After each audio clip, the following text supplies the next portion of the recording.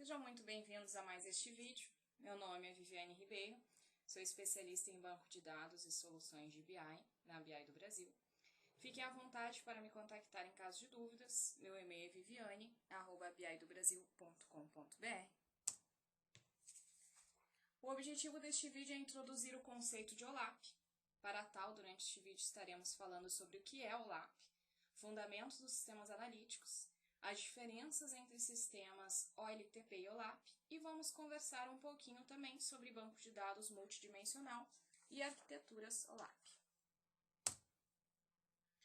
Então vamos lá, o que é OLAP? O OLAP vem do inglês, Online Analytical Processing, e é um software cuja tecnologia de construção permite aos analistas de negócios, gerentes e executivos analisar e visualizar dados corporativos de forma rápida, consistente e principalmente interativa. A funcionalidade OLAP é inicialmente caracterizada pela análise dinâmica e multidimensional dos dados consolidados de uma organização, permitindo que as atividades do usuário final sejam tanto analíticas quanto navegacionais. As ferramentas OLAP são geralmente desenvolvidas para trabalhar com bancos de dados desnormalizados. E essas ferramentas são capazes de navegar pelos dados de um Data Warehouse, possuindo uma estrutura adequada tanto para a realização de pesquisas como para a apresentação de informações. A ferramenta OLAP hoje da Microsoft é o Microsoft SQL Server Analysis Services. Para compreender melhor a parte de OLAP, vamos falar um pouquinho sobre os fundamentos de sistemas analíticos. Nos últimos anos, o termo Business Intelligence, ou BI, tem sido largamente utilizado no mercado como sinônimo de sistemas analíticos, OLAP, cubos, entre outros. Embora essas denominações possam estar associadas entre si, são conceitualmente distintas. A rigor, Business Intelligence pode ser obtido por qualquer artefato, seja tecnológico ou não, que permita a extração de conhecimento a partir de análises do negócio. Por razões óbvias, a efetividade dessas análises será maior se os dados estiverem disponíveis de modo consistente e preferencialmente consolidado. Este é um dos objetivos dos Data Warehouses. Soluções informatizadas de BI geralmente contêm sistemas analíticos que podem ser de diversos tipos, dependendo do objetivo das análises e do perfil do usuário, conforme ilustrado nesta figura que nós temos aqui no formato de pirâmide. Então vamos lá, nós temos o que nós chamamos de DSS, ou Decision Support Systems, ou ainda Sistemas de Apoio à Decisão, que são baseados em relatórios analíticos, normalmente utilizados por usuários de nível operacional. Subindo um pouquinho o degrau da pirâmide, nós temos o Management Information Systems, o MIS, ou Sistemas de Informações Gerenciais, que permitem análises mais profundas com a realização de simulações de cenários. Por vezes, utilizam-se de ferramentas de data mining para a identificação de cruzamentos não triviais. São utilizados por analistas de negócios no nível tático. E no mais alto nível da pirâmide está o EIS, ou também chamado Executive Information Systems, ou Sistemas de Informações Executivas, que são voltados para profissionais que atuam no nível estratégico das empresas, como diretores e presidentes. Oferecem, para tanto, um conjunto de indicadores-chave de desempenho, as famosas KPIs, ou também chamado Key Performance Indicators. Um outro conceito que nós precisamos ter bem claro dentro desse ambiente analítico é a diferença entre sistemas transacionais, os chamados OLTP, versus os sistemas analíticos, ou chamados OLAP. Então, os sistemas transacionais, também conhecidos como OLTP, de Online Transactional Processing, são aqueles que, como o nome sugere, baseiam-se em transações. Alguns exemplos desse tipo de sistema são sistemas contábeis, aplicações de cadastro, sistemas de compra, estoque, inventário, entre outros. ERP, CRMs também.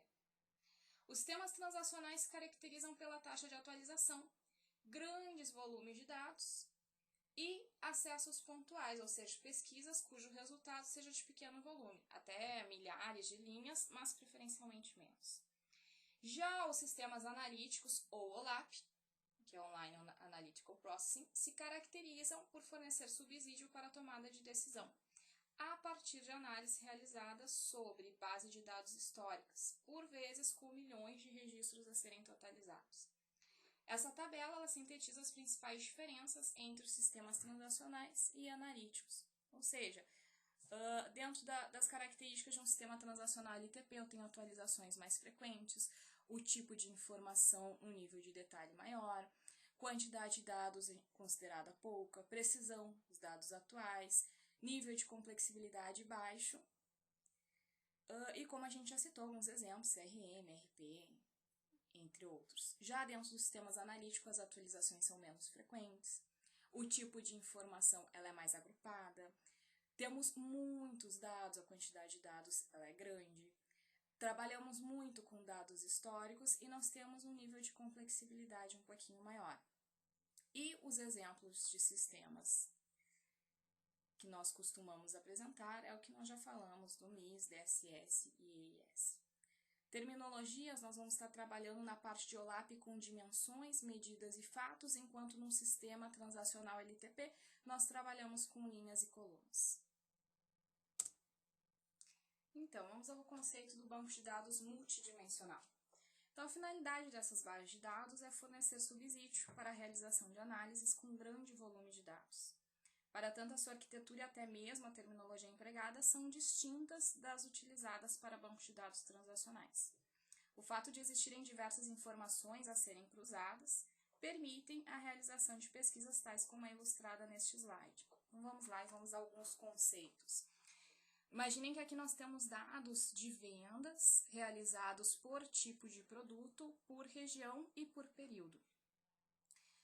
Então, dentro da linguagem multidimensional, o que nós podemos dizer? Os números aqui, os totalizadores de vendas, a quantidade de itens vendidos, é o que nós chamamos de medidas. As informações aqui das vendas por região, por período e por tipo de produto é o que nós chamamos de dimensões. Dimensões, elas armazenam o dado contextualizado da medida. Ou seja, eu tenho aqui uma dimensão com dados relacionados a produtos, eu tenho uma dimensão com dados relacionados à região e eu tenho uma dimensão com dados relacionados a período-tempo. Além disso, também nós temos o que nós chamamos de hierarquias. Dentro das dimensões, elas podem ser trabalhadas com diferentes níveis de hierarquia. Como, por exemplo, eu posso ter uma dimensão tempo, onde eu vou ter uma hierarquia que eu posso visualizar os dados nos níveis ano, mês e dia, e eu posso ter uma segunda estrutura, uma segunda hierarquia, onde eu posso chamar de calendário fiscal, por exemplo, com uma visualização de níveis de ano, semana e dia. Okay? Temos também, além de dimensão, medida, nós temos o que nós chamamos de fatos, que são os dados a serem agrupados, contendo os valores de cada medida para cada combinação das dimensões existentes. O tamanho da tabela de fatos merece uma atenção especial do analista, porque normalmente são tabelas que contêm milhões de dados. Além dos fatos, nós temos também as agregações, que são totalizações já pré-calculadas nos diversos níveis hierárquicos.